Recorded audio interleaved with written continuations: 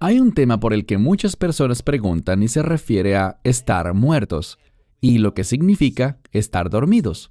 En la Escritura vemos que los términos muerto y dormido se usan para designar una misma realidad. Pero eso se hace con una finalidad. Comencemos. ¿Qué sucede cuando una persona muere? Su alma abandona su cuerpo y, si es creyente, hay una escritura muy importante que es fundamental, es una promesa.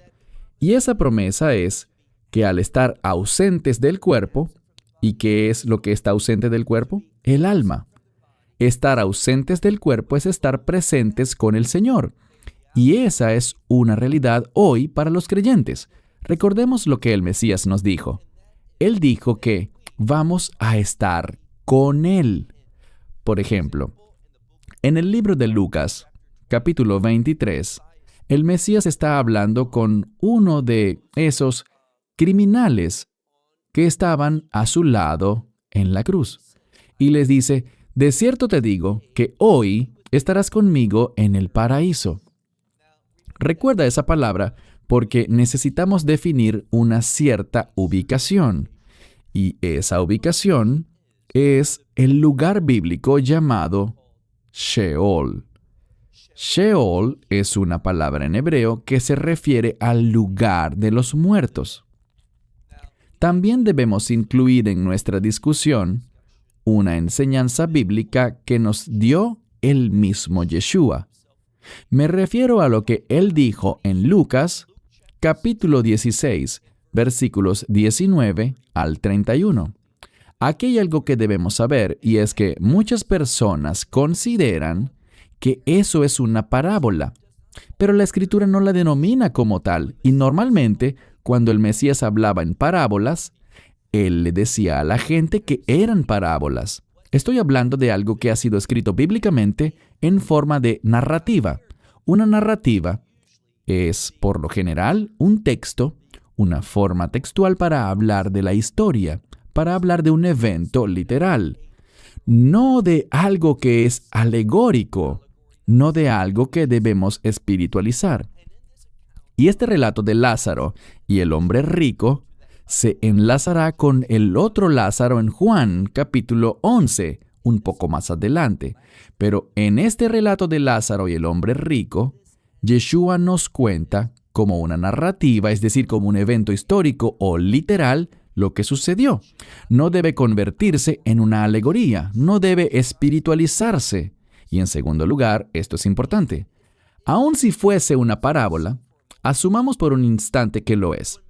Cuando el Mesías hablaba en parábolas, él usaba situaciones reales, es decir, que no hablaba de algo que fuese inventado, algo fantasioso, algo que no se basara en hechos reales. Muchas veces, él daba ejemplos, y para efectos de esta explicación, tomemos el caso de la mujer que pierde una moneda. ¿No vemos en la Escritura que ella la buscó diligentemente? Él no está hablando necesariamente de algo histórico. Él está usando el relato para dar un ejemplo, pero ese ejemplo se basa en algo verídico. Por eso, no tiene sentido alguno. En ningún lugar de la Escritura vemos a Yeshua relatando algo, diciendo una parábola, dando una enseñanza que no estuviera basada en hechos verídicos, en hechos reales. Nunca dijo algo que no valiera la pena creer. Siempre fue algo que valía la pena creer. Así que él habló del Sheol y habló de dos compartimientos. Recuerden, el Sheol es un lugar para los muertos. Y hablo de quienes murieron antes de la resurrección del Mesías. Les diré el porqué cuando lleguemos allí. Pero por ahora, en tanto avanzamos en nuestra comprensión, debemos entender algo, y eso influye en cómo vemos las Escrituras, sobre todo las del Antiguo Testamento, que tratan sobre la muerte y lo que la gente decía y afirmaba sobre la muerte. Sheol es una palabra en hebreo que designa el lugar de los muertos, el lugar al que iban los muertos antes de la resurrección del Mesías. Y tenía dos compartimientos. Uno, lo vemos en Lucas capítulo 16, uno se llama Hades. En hebreo, Gehinón. ¿Qué es eso? El infierno, un lugar de tormento. Por cierto, aquel hombre rico fue a ese lugar del Hades. Estaba despierto, estaba consciente, podía hablar, podía ver, tenía experiencias. ¿Quién las tenía? Su alma. Así que nunca crean que un alma está simplemente muerta o dormida. No hay evidencia bíblica de eso. El Mesías nos enseñó, por ejemplo, en Marcos capítulo 12, verso 27, donde dice que nuestro Dios no es un Dios de muertos, sino de vivos. Y habló de Abraham, Isaac y Jacob. Cuando se trata de personas de fe, esas personas están vivas. ¿Y dónde están vivas? Bueno, están vivas en lo que se llama Hek Abraham, en hebreo, un término que quiere decir paraíso. Es a lo que se refería el Mesías cuando le dijo a ese criminal que estaba crucificado en la cruz a su lado: hoy estarás conmigo en el paraíso, en hebreo, Hek Abraham, o el seno de Abraham. Y en estos lugares hay reconocimiento, hay conciencia. En ninguna parte de la Biblia vemos que un alma esté dormida. Más adelante hablaremos de ese término que aplica a quienes se durmieron, pero volvamos al Sheol, el lugar de los muertos antes de la resurrección del Mesías.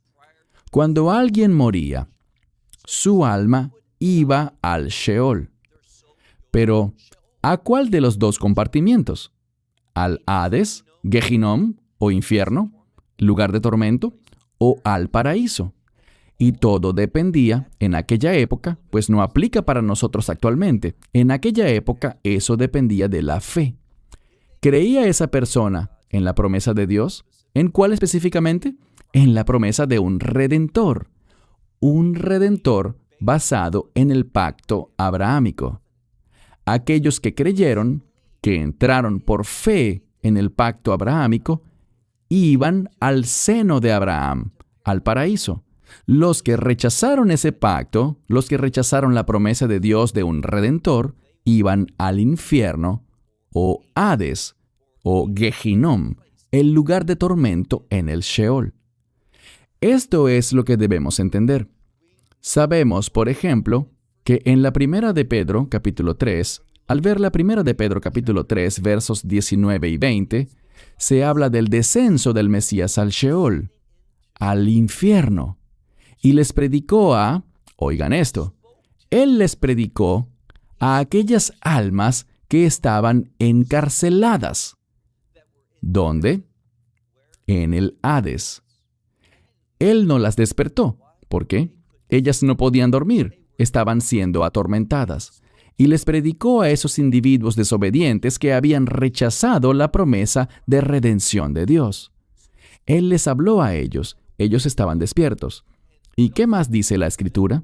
Bueno, por ejemplo, si buscan alguna vez Efesios, en el capítulo 4, comenzando por el verso 7, dice que el Mesías no solo descendió al infierno para predicar, condenar y revelar por qué sufrían esos tormentos, sino que también dice que Él fue a predicarles a los que estaban en el seno de Abraham. ¿Y qué dice la Escritura? En Efesios capítulo 4 dice que Él llevó cautiva la cautividad. ¿Cómo entendemos eso? Bien, de nuevo, cada cosa tiene una respuesta en la Escritura. Al buscar una respuesta correcta, nos vamos a ver un ejemplo en Mateo 27. Vemos en Mateo 27, versos 51 y 50, cuando el Mesías murió, cuando entregó su espíritu, dice que el parójet, aquel velo, se rasgó en dos desde arriba hasta abajo. Y luego vemos que aquellos que estaban en el seno de Abraham, ¿qué les pasó a ellos? Dice que volvieron a vivir y que ellos no salieron de la tumba, sino hasta después de que el Mesías resucitó. ¿Por qué? Porque dicen las Escrituras que Yeshua debe tener precedencia en todas las cosas. Así que su resurrección les dio vida, pero no se manifestaron ni fueron vistos, sino hasta después de que Él hubiera resucitado de entre los muertos. Vemos entonces que el Mesías, dice la Escritura, que Él llevó cautiva la cautividad, y cuando ascendió, ellos también ascendieron hacia el cielo. Por tanto, déjenme citar otra Escritura. Isaías capítulo 5, verso 14. Isaías 5, 14. Allí dice que Dios ha ensanchado, ha ampliado el Sheol. ¿A qué se refiere? Allí hay un mensaje. Cuando Yeshua llevó cautiva la cautividad, cuando vació el seno de Abraham, hoy no hay un seno de Abraham. ¿Por qué? Cuando una persona muere, si es creyente, en el instante en el que muere, es decir, cuando su alma abandona su cuerpo, ¿qué pasa con esa alma? Esa alma pasa a estar ante la presencia del Mesías, a estar con Dios en el cielo. Eso es importante por lo que hemos dicho antes. Estar ausentes del cuerpo es estar presentes con el Señor. ¿Dónde está el Señor? En el cielo, a la diestra de Dios Padre. Así que puedes estar seguro de que cuando mueras, si eres creyente, ¿qué pasará contigo ahora? Verás, antes del ministerio del Mesías, si tenías fe en que Dios era un Dios redentor, ibas al paraíso, ibas al seno de Abraham, que se situaba en el Sheol. Pero actualmente, ese lugar está vacío. No es relevante para nosotros. Si eres creyente, si aceptaste el Evangelio, cuando mueras, en ese mismo instante, tu alma irá a la presencia del Mesías, de Jesucristo, allá en el cielo. Y nosotros tenemos eso asegurado. De manera que, los que somos creyentes vamos al cielo, es decir, nuestras almas. Y los que no son creyentes van al Sheol, al Hades, que ahora ocupa todo el Sheol, es decir, que ellos descienden al infierno. Y esos individuos estarán allí para toda la eternidad. Pero dense cuenta de algo, hay un cambio. Vemos algo que está en el libro de Apocalipsis, y no quisiera adelantarme mucho, pero hagamos una pausa por un momento y respondamos otra pregunta. Y es una muy buena pregunta. Alguien me envió una pregunta sobre Lázaro. No del Lázaro de Lucas 16, sino del Lázaro de Juan, capítulo 11. ¿Recuerdan a Lázaro, el hermano de María y de Marta de Betania, de la comunidad situada en el Monte de los Olivos, quien era amigo íntimo de Yeshua? Recuerden que una de sus hermanas le envió un mensaje a Yeshua, pues Lázaro estaba gravemente enfermo, y que el Mesías, eventualmente, cuando él llegó a aquella aldea, a ese lugar donde Lázaro se encontraba, él estaba sepultado. Llevaba 4 días en el sepulcro. Ahora bien, esto es lo que debemos entender. Alguien dijo, ¿eso quiere decir que Lázaro estuvo en el cielo 4 días? No. Recuerden que eso fue antes del ministerio de Yeshua, antes de su muerte, entierro y resurrección. ¿Dónde estuvo él? Esto es lo que podemos decir. Normalmente, cuando alguien como Lázaro moría, alguien que tenía fe, cuando moría, su alma iba al seno de Abraham. Pero noten algo. Yeshua, bien sea que el alma de Lázaro estuviera allí y volvió a su cuerpo, o si esta era una situación única, hay algo que sabemos. Por 4 días, durante 4 días, él estuvo literalmente muerto. ¿Y qué pasó? El Mesías lo resucitó de entre los muertos. Él restauró esa alma, que en mi opinión estaba en el seno de Abraham, de vuelta a ese lugar, de manera que Lázaro, y todos conocemos este versículo, Lázaro salió de aquel sepulcro, lo que significa que a través del Mesías tenemos la resurrección y la vida de la que hablamos es la vida del reino, la vida eterna. Esa es nuestra esperanza. Antes de que pasemos al libro de Apocalipsis, quiero abordar este otro asunto que es muy confuso. Es confuso porque a veces no sabemos cómo entender las palabras en la Biblia en el marco de la cultura judía. Y esa es la palabra dormido. En la Biblia, muchas veces se refiere como dormido a personas que han muerto, y nos referimos a muerte literal. ¿Por qué? Bien, les citaré otro pasaje de las Escrituras. Es el Evangelio de Marcos, capítulo 5, verso 35. Ahora bien, en esta sección se habla de un líder de una sinagoga llamado Jair, que en español suele pronunciarse Jairo, pero en hebreo es Jair. Y vemos que Jair es un líder de una sinagoga, y cuando se acercó inicialmente a Yeshua, su hija estaba muy enferma. De hecho, en la Escritura dice justamente que estaba al borde de la muerte, muy cerca, en un estado que está entre la vida y la muerte. Pero al leer Marcos 5:35, encontramos algo. Encontramos que la gente de la comunidad fue y le dijo a Jair: ya no molestes al maestro, al rabí, a Cristo, porque tu hija ha muerto. Fíjense en algo, no hay duda de eso. Al igual que se sabía que Lázaro había muerto, esta joven, que tenía 12 años de edad, había muerto. Estaba literalmente muerta. ¿Pero qué pasó? El Mesías luego dice: ella no está muerta, solo está dormida. Ellos se rieron de él. ¿Por qué? Porque todos sabían que ella estaba definitivamente muerta, pero el Mesías les estaba recordando algo a esas personas: la fe. Verán, la gente de fe no habla de la muerte como un estado definitivo, absoluto, sino que hablamos de ella como estar dormido. Igual hablamos de una persona muerta, pero ¿por qué decimos que la persona está dormida? Bien, hay algo que sabemos. Cuando alguien se va a dormir, ellos esperan levantarse después. La gente se va a la cama de noche, ponen una alarma o le piden a alguien que los despierte, porque se tiene la expectativa de levantarse, despertarse. En el judaísmo, al ver esto en la Biblia, sobre todo en el Nuevo Testamento, y por cierto, si eres de origen judío y conoces la oración llamada Amidá, también conocida como Shemoneh Esrei, hablamos de que Dios es fiel con los que duermen en el polvo. Y no se refiere a aquellos cuya alma está dormida en la tierra, sino que es un eufemismo, es una expresión.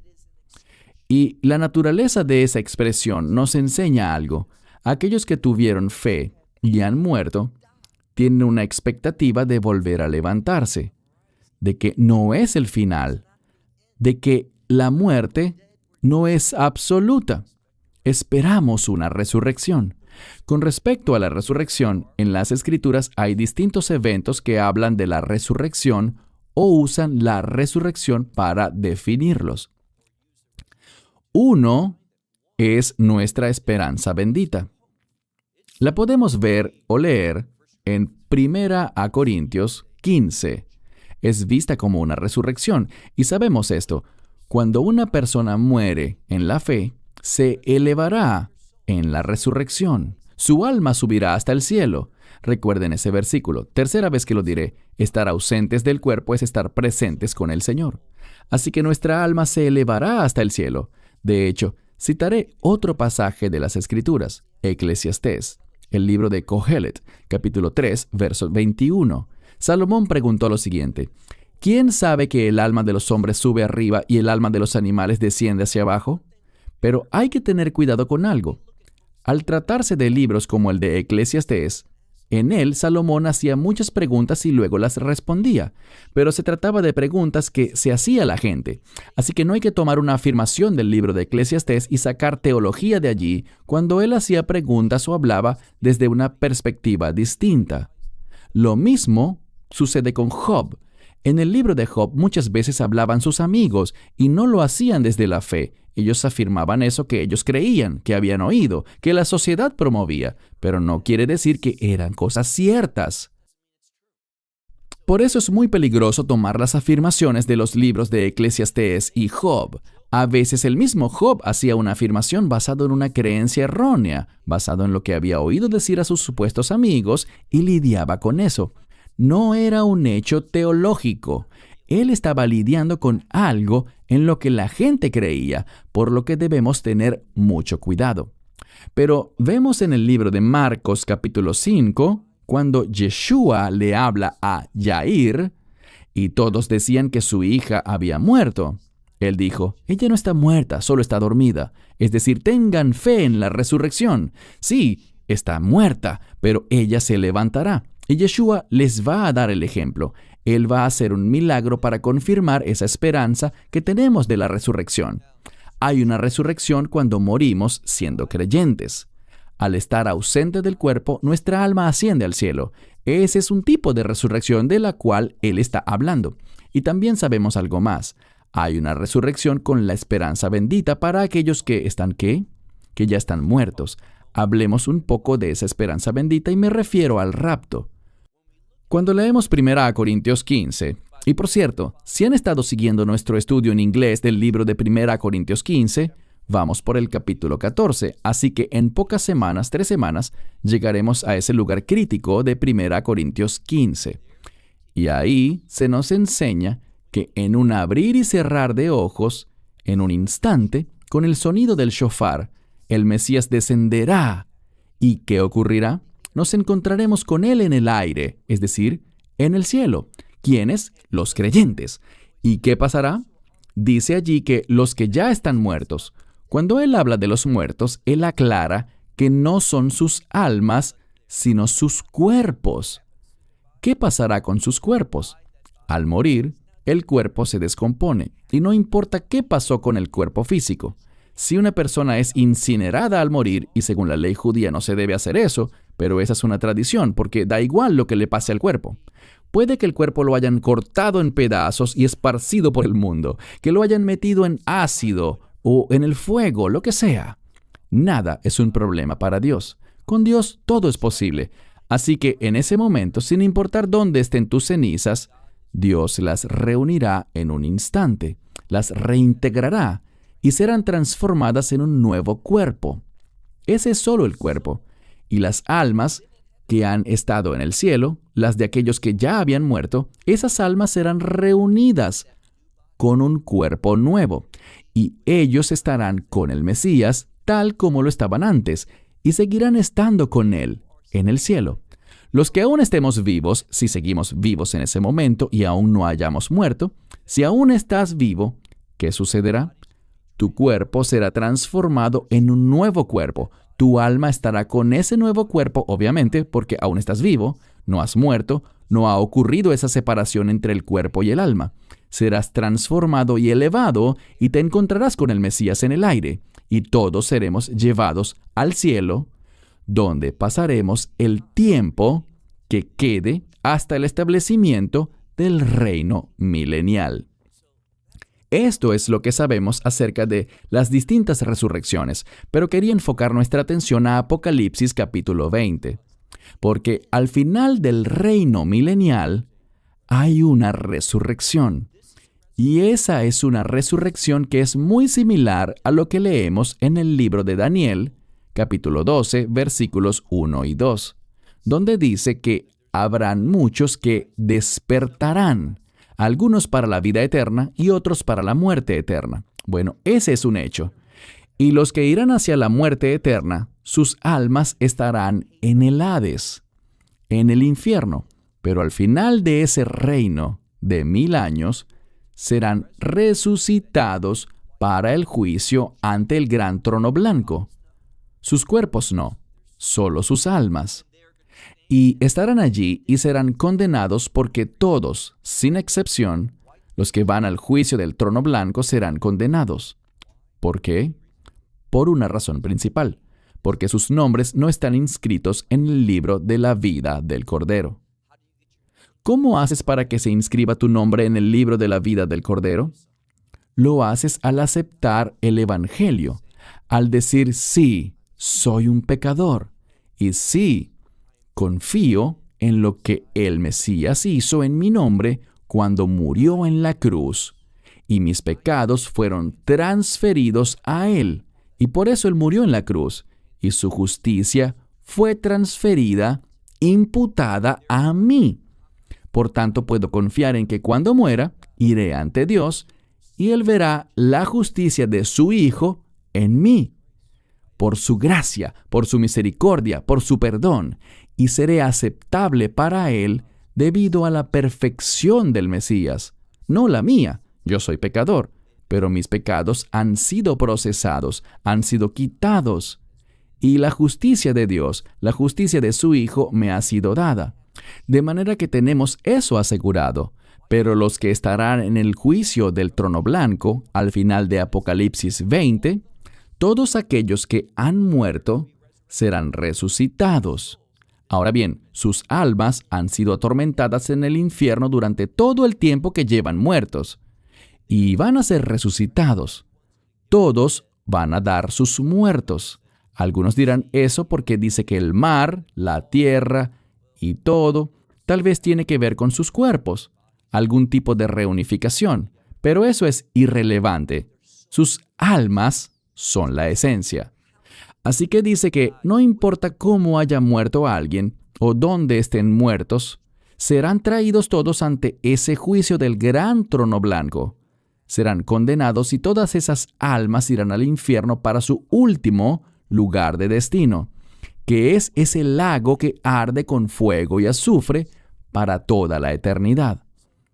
Así que ustedes deciden, pueden rechazar el Evangelio o pueden aceptarlo. Si lo rechazan, van a ir ante el juicio del gran trono blanco, experimentarán una resurrección, pero es una resurrección para condenación, para enfrentar la vergüenza y la muerte perpetua, y finalmente terminarás en ese lago que arde con fuego. Pero aquellos que reciban el Evangelio, que digan, sí, yo soy un pecador, pero sí, yo confío en el Mesías, yo creo que Él murió en la cruz por mí, y creo que resucitó al tercer día. ¿Entonces qué? Entonces nuestras almas, al morir, en ese instante, nuestras almas irán a la presencia de Dios. Y para ese momento de la esperanza bendita vamos a recibir ese nuevo cuerpo. Dios pone todo esto muy, muy claro. En ninguna parte vemos que en las Escrituras diga que un alma está dormida. Solo dice que los muertos están dormidos, pero es una forma de decir que debemos tener fe en esa resurrección. Por eso dice, no se preocupen por la muerte, pues es como irse a dormir, porque van a levantarse de nuevo. Bien, diré esto de nuevo. Cuando alguien muere en esta época, si es creyente, esa persona irá enseguida, en ese mismo instante, a la presencia de Dios. Y si alguien muere habiendo rechazado el Evangelio, en ese mismo instante su alma irá al Hades, donde permanecerá hasta el juicio del gran trono blanco. Y después del juicio del gran trono blanco, volverá a ser arrojado al Hades, y el Hades y sus almas serán arrojados a ese lago que arde con fuego para siempre. No hay cambios, esa es su condición eterna. Pero los que somos creyentes, estaremos en el instante mismo de nuestra muerte con el Mesías Yeshua, y en ese momento de la esperanza bendita vamos a recibir un nuevo cuerpo. Y para el momento de la segunda venida del Mesías, como lo dice Primera a Tesalonicenses, capítulo 3, verso 13, vamos a venir con Él. Los santos vendrán con Él para gobernar y reinar con Él durante esos 1000 años. Y el término de esos 1000 años, cuando finalice el juicio del gran trono blanco, entonces Dios establecerá la nueva Jerusalén. Y allí estaremos en nuestra ubicación eterna, la nueva Jerusalén. Y nada cambiará el cuerpo glorioso que tendremos, ese cuerpo del reino que recibimos en el rapto, y experimentaremos la eternidad con Dios, con ese Cordero, con el león de la tribu de Judá. Experimentaremos ese maravilloso estado de hallarnos en su presencia, conociendo sus bendiciones, viviendo sus promesas para toda la eternidad. Así que dense cuenta de que ninguna escritura dice que las almas andan dormidas. Es un eufemismo para la creencia en la resurrección de aquellos que han muerto en la fe. Y los que no, ellos también serán resucitados, pero como dijimos, para ir al juicio del gran trono blanco. Bien, mi esperanza es que, de cierta manera, este estudio, leyendo algunos pasajes de las Escrituras que espero hayan anotado, para que luego los puedan revisar por ustedes mismos, hayan traído claridad sobre este tema. Shalom. Esperamos que te hayas edificado con el mensaje de hoy y lo compartas con otros. Te invitamos a seguir nuestros estudios cada semana por este canal y por el portal de YouTube de Amarás a Israel. También puedes descargar nuestra aplicación móvil gratuita, Mi Estudio Bíblico. Finalmente, para obtener más información sobre nosotros, visita nuestra web amarasaisrael.org, donde encontrarás otras conferencias de Baruch en audio, video y texto. Hasta el próximo programa. Que el Señor te bendiga en Yeshua HaMashiach, Jesús el Mesías, mientras caminas con Él. Shalom desde Israel.